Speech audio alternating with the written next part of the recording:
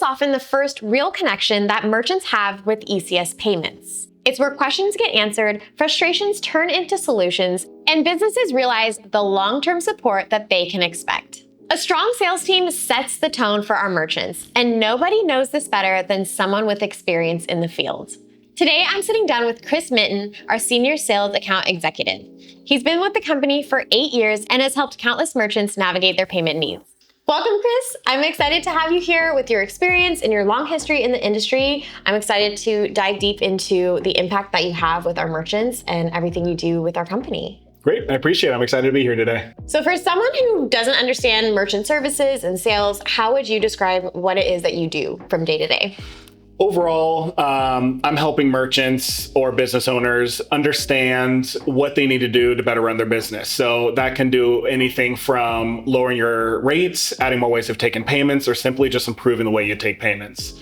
So day to day, it's just a matter of let's make sure you're accepting payments the right way. Let's make sure you're accepting payments at a good cost. That's not going to make you think you're just getting taken advantage of.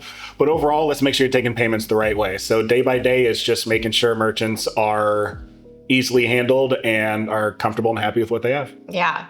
I'm a little bit curious, what's taking payments the wrong way? I feel like I'm skipping ahead No, that's fine. Far, but... So payments the wrong way, let's say you own a brick and mortar store and you have people that come in and they give you their card for payment and it's a card present interaction. You need to have a terminal for that. Some people, I walk in and they get the card, they take it from the customer's hand, which you want to try and refrain from that as much as possible. You want to always keep the card in the customer's hand. You never want it to leave the customer's hand. So overall, what we're trying to do is you want to make sure they're accepting payments the right way, because if you don't, then your rates run at a higher level because you're not accepting them the right way. So if you're in a card present transaction, you need to have a terminal to make that transaction complete. Some people will use a gateway. They'll go into their computer and they'll key in the transaction, and that is seen as a card not present transaction. But if you're set up in a present environment, then your rates are going to run higher, not because of us, but because of the banks and people in the back end that are saying you're not running the transactions the correct way. So you've been with the company for just 8 years now. You just had your anniversary. Yep. So 8 years. How has the department and maybe the whole company in general changed since you first started? Well, this is a good one because when I first started, we had only a few solutions for merchants. We knew exactly what we had. It was pretty straightforward and it was kind of cookie cutter. We had some good solutions outside of the box, but we knew exactly what we were good in and we kind of just put our head down and did that. Now we like to think of ourselves as the one-stop shop for all your payment processing needs. Because that helps merchants understand that hey, if I have a website, but I also have a brick and mortar and I go to things outside of my office or my business, then I want to have 3 different ways of taking payments. Well, some people have 3 different processors for that. For us, you can do all 3 things under one roof. And that eliminates extra boarding fees, extra monthly fees, and things like that. So being able to get everything under one roof, that allows you to be able to run your business under one roof per se as well. You're now an expert, I would say, but you didn't always start as an expert. So what brought you into this world of merchant services? I would say it kind of fell in my lap. I just finished my soccer career. Didn't really know what I was doing. That was my life growing up, was sports, college, professionally afterwards. Then injuries decided to take the best of me and I had to stop. And then I knew I always wanted to be in sales. My dad, brother, just whole family's always been, we're loud, obnoxious people that just love talking and love learning day in and day out. So I knew I wanted to be in sales. I just didn't know what. And I had some friends that worked here and thought I'd be a good fit and came in for an interview knowing little to nothing about the industry. And they were willing to help grow me from the bottom up. And here I am 8+ years later, loving every minute of this. So I'm glad they gave me the opportunity and here I am. Who would have known that you love selling payment processing? You really are good at it. I mean, I was overwhelmed the first year. I will say that because this industry is always changing. Information is always being added, taken away, all the above. And that was very frustrating at the beginning. But being able to see how I help people, business owners, being able to get more money in their pocket, whether it's to put that money back into their business, into their family, into medical bills, or whatever's going on in their lives, that makes me feel so much better knowing that I'm not here to take advantage of people. I'm here to save them money. I'm here to help run their business the right way. And that's how USAG taught me. And that's how I run it today. And I know Fadi still runs that motto within the company as well. Yeah, I mean, we're all about personalized service. We're not like a huge processor that everyone just knows the name. Yep. We know the people Correct. that we work with. And I love that, because if I was a merchant, you would have just sold me right now with that line. I appreciate that. It's true. It's not just a line. Like that is how we function. It really is. What keeps you motivated in a role that requires so much problem solving and communication with people and consistency? Like, what's your big motivation? I mean, first and foremost, my family, my wife and daughter. Obviously, I want to give them the best life possible, so I'm trying to do the best I can. But another motivation is our CEO, Fadi. He took a big chance on me to start off with, and I feel like being able to help grow his company, spread the word across the country, and just being able to grow his motto, not just the business, is huge. Because like we've said in the past, this is a big family company. Everyone looks out for each other. Everyone's looking out for the best for each other, not for just people inside the company, but our merchants and our customers as well. And that just doesn't leak out here. It leaks out into our personal lives as well. I'm always looking out for the best of people. A few days ago, I actually helped some lady push her car off the side of the road. So it's just like little things like that it's just like, it leaks from, if you're doing this day in and day out with a company looking for the best of people, it's going to leak out outside as well, and it's going to make you a better person. And honestly, that pushes me, because I see myself changing every day to be a better person, and that's where I am. Why am I getting emotional? That's so good. Oh my gosh. I didn't think that like having a conversation about sales and payments would be. It's the time of year, it's Christmas. Everyone loves each other. Oh my gosh. Okay, well, on to another topic. What do you feel, other than like having, like you said, the wrong payment set up, what do you think merchants most misunderstand about their payment processing? Flat rate, or having the same rate on every transaction, is the best thing to do. There are some other processors out there, I'm not going to name them, but they literally are just a cookie cutter flat rate. We'll give you 2.75 and 15 cents per transaction. Yes, that seems great, because you know exactly what you're getting every transaction. And when we look at your statements, we get to see your volume, your transaction size, transaction amount, what card types you're taking. Because for instance, if you're on a 2.75, no matter what you're accepting, debit or credit, let's say you're accepting 90% debit cards and 10% credit cards. Debit cards run at 0.05%. So if you're getting charged 2.75% on every transaction, no matter what, you're paying 2.7 or around 2.5 after fees and stuff like that. You're basically paying 2 to 2.5% more than you should be on debit cards. And if you're accepting 9% debit cards, I don't even want to look at your fee sheet, because you're going to be very upset at whoever set you up on that. So that's one thing that I noticed, is that people are like, well, I just want a flat rate. And it's like, okay, I can give that to you, but that's going to cost you more and it's not going to benefit you. And then that makes me go into, this is the pricing structure and the pricing I want to put you on, because, and then a lot of times they ask me, well, then show me a side-by-side comparison, which I love doing, because then it's literally black and white. This is what you have with your 2.75, and this is what you have with USAG custom pricing. A lot of times they're saving $100+ more on just that pricing than overall what I'd be saving them with just their normal pricing then. So this industry is very intense and very in depth, to where if you have someone that's questioning your pricing and saying, hey, let's try a few different structures, that's a good thing. If someone's saying, no, this way or the highway, then that's when you should be a red flag. Maybe I should go look somewhere else. I feel like that's how it is in every area of life. Correct, yeah. I mean, same thing like buying a car, things like that. If someone's giving you one price and we can't budge, go somewhere else. Guaranteed someone will to get your business. Yeah. So once you get a merchant set up with their pricing after explaining what they're obviously misunderstanding, and they're like, okay, great, Kris, I'm ready. Let's get started. What do you think differentiates smooth onboarding with turbulent onboarding? It could depend on both parties. So on the merchant side, if they have all their information needed, updated business information, a lot of times I'll get a driver's license, because if we need needed items, majority of the time we'll at least need a copy of a driver's license and a voided check. Sometimes I'll get a driver's license that was expired 6 years ago, or I didn't realize I needed a business account to set up a business, something like that. So it's like knowing what you need to set up your business, not just be like, hey, I'm just going to create an LLC and see what happens. Or some people don't even create an LLC. They just assume they can just name a company and that's all it is. So just understanding you have everything, your ducks in a row. But then also for me on my side, I need to communicate what is needed. And I like to do that before we send out the paperwork, so there's no delay. So basically, once you give me all the paperwork, I will fill everything out on my end, because I don't want the merchant having to waste their time, figure out what to fill out, where to fill out, because they have other things to worry about, aka run their business. So I'll fill everything out, send it to them for electronic pay or for signatures, and then I'll already have all the needed items. So once they sign it gets back to me, that goes directly to our ISO support team, to our underwriting team, and so on. And they do a great job in order to get that through as quickly as possible. But also, if there's any hiccups, they say, hey, Kris, this is expired, or can we just get a clarification on this? And then boom, they're through. And one great thing about us is, for us as well, is that ECS does a really good job of when we get set up, or when our merchants get set up, they're set up for the long haul. So I know other processors, some of our customers complain like, oh, I'll get instantly approved. Yeah, we get approved, but you might get shut down in a week because they didn't do their due diligence when they're underwriting. When we do our due diligence and our underwriting team does everything it's supposed to do, when you get approved, you're good for as long as you're with us, unless we obviously catch you doing something you're not supposed to after the fact.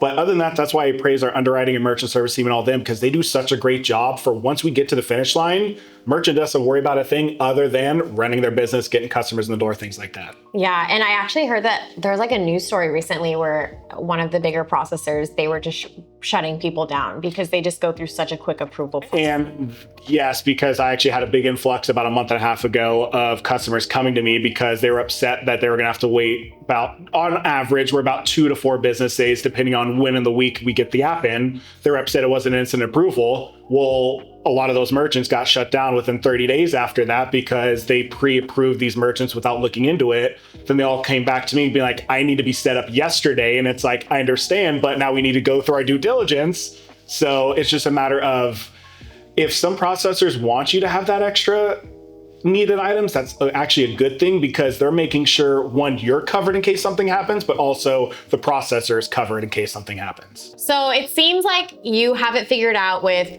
how to make sure that your merchants are prepared for their onboarding process and their DocuSign, and getting started as soon as possible, because it's important to get started as soon as possible for your payments and for your business. I know that our team has created something pretty impeccable, something that no one else has in the industry. Can you tell me a little bit about the payment connection, or we call it TPC, and how that's affected your job and our merchants? Payment connection has been amazing for not only me, but for the merchants and for our company, because for the sales department alone, we get all our leads in there. We can fill out all the applications.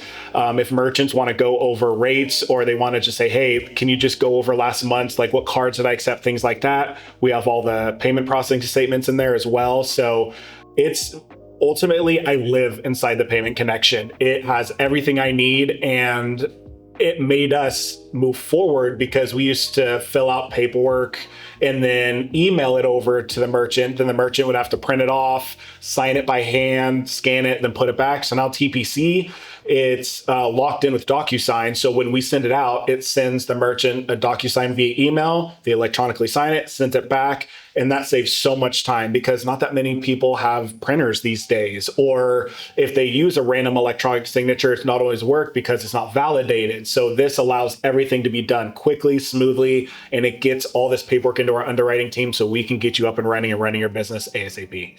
And how would you say it compares to how other processors handle their application process?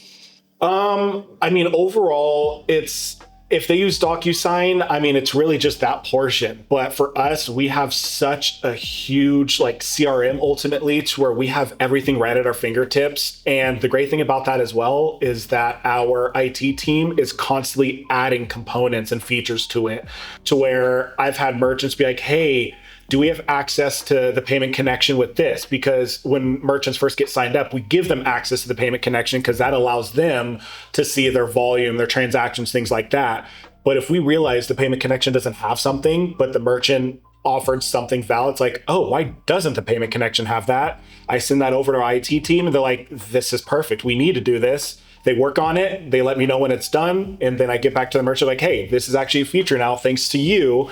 So we listen to our customers, which is another thing that's different, because if there's something that we feel like could benefit them, then why not add it if it makes it easier for them and it gives them an extra feature to where they don't have to reach out to us or waste their time. They can find it right there within the payment connection. So it's been a life changer for us here at the company, but also for merchants on their side. Ultimately, the payment connection is something that we decided to start building from the ground up that no one else has in the industry. Fadi Sheikh, our fearless leader, originally had the idea and sent it over to our IT team, and they hit the ground running for it. And when I say they put in hours for this, sometimes I get emails at 2 or 3 in the morning and they're still working on this stuff, improving it, making changes, things like that. But when I say we literally created this, it was nothing. It was an idea, and then coding happened, and then we started putting pieces together. And then it's like, okay, we had a small little test pilot to where it's like we can fill out applications. And it's like, okay, let's add this feature to where customers can see this. Great. We went back to IT, give them a week or so, whatever it is. They built it out. Boom, we have that feature now. So the great thing about this is that we built something that no other processor has, and we're still improving it and building more products and solutions within it. The payment connection is just so amazing. And the fact that we built it from scratch and we are an industry leader on this just shows how well our company runs and how amazing our CEO is. When he has these ideas, we put them into action. We don't just sit on them. Obviously, merchants have been burned by processors, and I'm sure that's a hurdle that you have to go through when you approach a business owner. So how do you gain a business owner's trust when they've been burned before? This is one of the hardest things in my industry, because trust in general is always a hard thing just to gain, whether you've been screwed on trust in general. So being able to gain someone's trust up front is tough. So I like just being truthful and upfront right off the bat. This is what we can do. Or if the merchant's coming to me with problems that I don't know, I let them know. It's like, look, I've been in the industry for almost a decade and I've never had these questions, or I don't know the answer to these. Let me find this out first, then let's get back to this so I know what we can do, what we can't do, things like that. Because other processors, which is why the trust issues happen, they're like, oh yeah, we can do that. Then we'll set them up a way that doesn't fit them. Then they'll get shut down. Rates will get bumped up higher, things like that. So then it's a matter of our rates will never change. And if they do, you have to sign off on it. But I tell them, in my almost 9 years here, I've never raised anyone's rates. The only thing I've done is lower rates. Because if you're loyal to me over a certain amount of time, and you're like, let's say I put you on a specialized pricing because you're a brand new company. If you start growing and we realize that specialized pricing you've outgrown, then we'll come back and lower your pricing or give you a different type that will help you adjust to that. It's not going to be the cookie cutter, because we want to make sure when you're growing, we're growing with you. We don't want to just be like, all right, have fun, we'll see you never. We want to be there with you every step of the way to help you add more ways of taking payments if you want to segue into another way of doing that, or lower your rates because your tickets are starting to get a little higher. Rather than they used to be $10, now they're $50 or $100 per ticket, which will have some sort of adjustment on your pricing. So we need to understand that. And that's why we like to gain trust that way, is that we're here for you day in and day out. We're not just here on the setup and then you're trying to struggle. Who do I contact? What do I do? We're here for you. And that's what ECS is all about. Yeah, well, you gained my trust just now. Okay, so you're talking to the customer, you've gained their trust, they're convinced, but how then do you decide, what's your process to determine what equipment they need, what pricing they need, versus them saying, hey, Kris, I need this, and they think they need this? What's your process to kind of be like, no, I think you actually need this? Great question, because this is literally my intro conversation with merchants all the time. So a lot of times I just like to open up, tell me a little bit about your business, how you are currently taking payments, or how you would like to take payments, depending on if it's a new business or not. And then that gives me an idea of what they're actually wanting to do. Because sometimes you're like, oh, I want to do this, this, and that. So I need this, this, and that. I'm like, okay, you want to do this, but you only need this, but you don't need that. So then it's a matter of, now let's try and segue into this. But then another great way is, if you have been processing, you are an established business, send me 2 to 3 months of your most recent bank statements or processing statements. So then I can establish how you're taking payments, your volume, transaction size, things like that. Because that's another way of how we can specialize your pricing, your equipment, things like that. But overall, it's just a matter of understanding what the merchant wants, and then understanding what's going to be best for them now and for the potential growth they might have in the future. Obviously, you've worked with a lot of merchants over 8 years, and I'm sure you have a ton of stories, but is there one or a few stories that you can share that are memorable where you helped a merchant overcome a certain hurdle or an unexpected situation? I actually had a bar. This was about 4 or 5 years ago. It was during my favorite time of the year, Christmas time, and they had a huge work party and another party a following day. Huge rainstorm came in that night.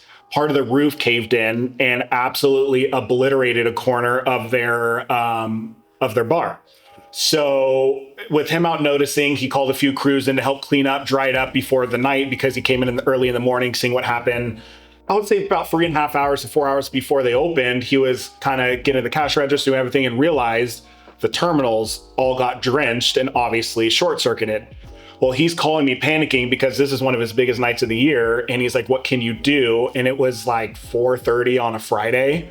So then all of a sudden I'm like, okay, well, I run over to IT. I'm like, guys, can we get something moving for us? And we all worked for the next 45 minutes, getting 4 new terminals all ready to go. I drove the 45 minutes to that merchant to give it to him. Almost suffocated when I got through the door because he hugged me so tight. And he was like, you literally saved my month. During the month of December, he'll always text me on that day, but like, don't forget, with a smiley face. So that's the only text I get from him each year, unless we're talking about other stuff. But it's just really nice knowing that he still appreciates that 5+ years later. So, and it's just stories like that always get me because I know other people in our sales department have done the same exact thing for merchants. And another thing people don't get is that sales is always working. Yes, ECS gets days off, holidays, stuff like that. But if a merchant calls me on Christmas Eve and is like, hey, can you help me with this? I don't know what's going on. I'm going to answer the phone because money is important to you. You're running your business. You need to be able to provide for your family, friends, whatever you're trying to do. You being without payment for a day or two, especially in the holidays or whatever it is, that could buckle you as a business. And I am here, which is why my merchants get my cell phone. And if you need me, you can call me or text me. I'm here for you. And if I can't figure it out, I will do it myself or go to one of my teams so you can still try and run your business while I figure out your problem. Yeah. Oh my gosh, that's amazing. That's such a cute story. I like he like hugs you. One of those things where I was like, you can stop hugging me now. So that almost probably seemed like an impossible situation for him because it's the holidays and like we're a banking industry. Correct. Banks close during the holidays. Yes. So I'm sure that he was panicking. Were there any other merchants where they had a problem that seemed unfixable? And not in a way where it's like just timing wise, but a certain processing situation where it seemed like that's not going to work, but we figured out some way around it. This is also a great question because this is almost a daily thing for me. Me being in the industry for 8+ years, I still feel like I'm a newbie to this because I'm still learning stuff every single day, or things I thought I knew. Actually, that changed last week because rules and regulations changed. So this actually happens a lot. And this is why I have great teams behind me, like ISO support, merchant services, underwriting, all of them. They're so amazing because if I don't know the answer, I am so confident I can go to them and then we can brainstorm together to be able to fix this. And the processing industry is so in depth to where merchants will come to me like, hey, I have 38 locations. I need each location to be set up differently. I need codes to be set up. I need files on each of these terminals to be different. And when I'm hearing all this, I'm trying to take all these notes and it's like Rain Man trying to put everything together. But then all of a sudden I'm like, okay, I need to get with my other teams because I only know about 70% of this. I need to get my other 30% of the information. And that's where ECS works together as a team and as a family to where this merchant needs us and they have so many moving parts. Let's ultimately put that like a well-oiled machine and get it rolling. So, and that's just, yeah, I just can't speak enough about that. So we've come together, we've helped so many merchants face different challenges. But overall, in 8 years in this industry, what are you most surprised by with the challenges that merchants face when choosing a payment processor? Ultimately, it's just taking payments the right way and still not being able to trust your processor. That's the biggest thing. I understand there's a lot of moving parts, and sales in general, no matter what industry you're in, it's always people feel like they're sleazy car salesmen to where you're just trying to take advantage of me, things like that. But overall, we're just we're just trying to help you out. We're trying to help you grow. And at the end of the day, you just need to make sure you're taking payments the right way. You're not being taken advantage of, which I know can be hard, but that's where the internet comes in. That's things like that, because back in the day, you didn't have those resources. You would have a salesperson that would, like, my market would be this area. Everyone would be set up on the same rates. It could be really, really high rates, but if all your neighbors set up on the same, you'd be thinking you're getting great rates. So nowadays, do your research. That's just the biggest thing. Don't be complacent or compliant with what you have. If you feel like your rates are too high or anything along those lines, look it up. Ask another processor, reach out to someone else if you feel like your processor isn't being honest with you.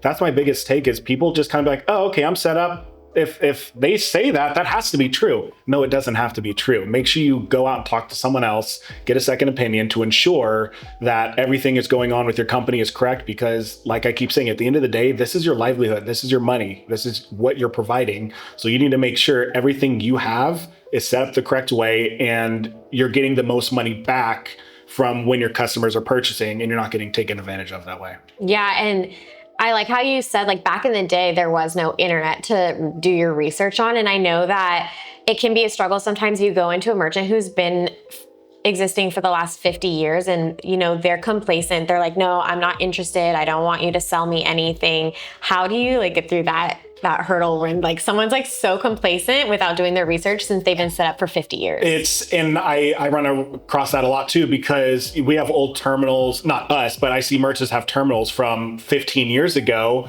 that only still accept swipe, the mag stripe. They don't accept chip, no tap to pay. My biggest thing is, if you want your business continue to grow or at least stay where it's at and not decline, you need to at least be up on the payment trends to where, least case scenario, one thing I tell, if you don't have tap to pay, you're already a decade behind, because this younger generation, they don't have wallets or cash. They barely have debit cards and credit cards. Everything's on their Apple Wallet. Everything's on their cell phone. They pay everything tap to touch, boom, they're out. They're probably not even looking at you at the cash register. They're on their headphones, like, here, boom, boom, okay, thank you, bye, and they're out. So it's a matter of trying to make the process of purchasing as quickly and easy as possible for the younger generation coming up, because that's going to be your clientele. I know a lot of people are still like, well, majority of my clientele is older. Great, you can still have that option with newer terminals. You can still swipe the card, chip it, and tap. You can do all the above, but you want to be able to have all those options, because that'll help you grow to get more customers in the door. Because if customers are upset,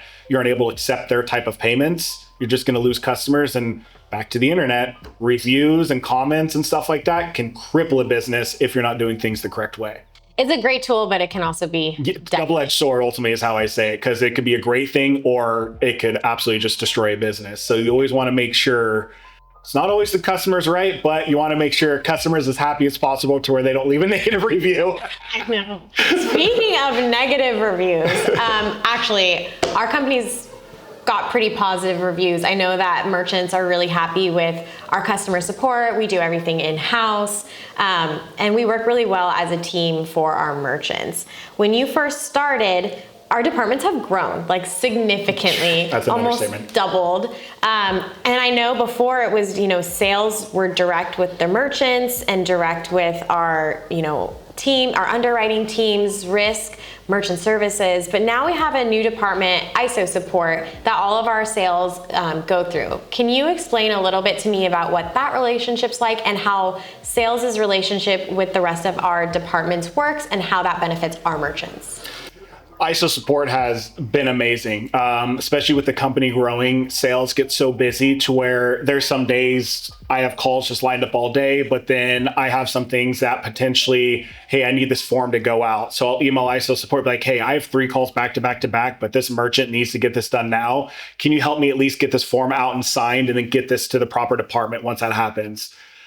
Instantly, yep, we'll get that going right away. We don't want to delay either. So ISO support is huge, and they're one of my first point of contacts as well, to where if I have a question or they need to help me with something, they get it done. Or if it's something that would take me a little bit longer, they're like, hey, we'll work this out. You go back to helping your customers and everything along those lines. So adding ISO support has helped sales become more of a well-oiled machine to where we can be more efficient with our day-to-day. But also when we do get super bogged down and super busy, ISO support helps us get those few things out to merchants that are rushing or need something done right away, to where if we're on the phone and we can't get it done, they're there for us. And that's just been such a huge help.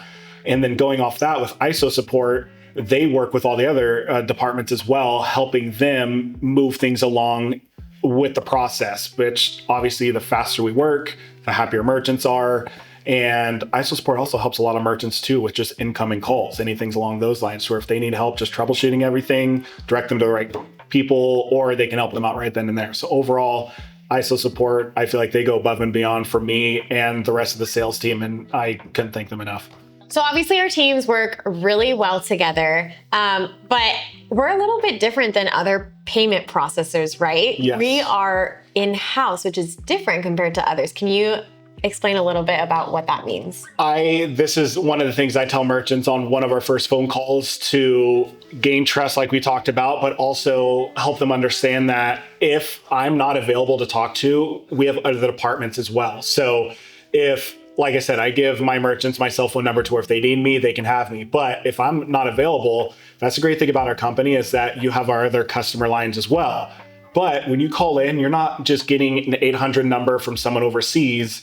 Everything is in-house for us. Nothing is third party. So everyone that you talk to will ultimately, they work at our company. They know our company values. They know everything about that. So they know our products and solutions. So when you talk to someone, you know that they are knowledgeable on our company. They know the products and solutions. So it's not like, oh, we're going to put in a ticket and get back to you in 3 to 5 business days.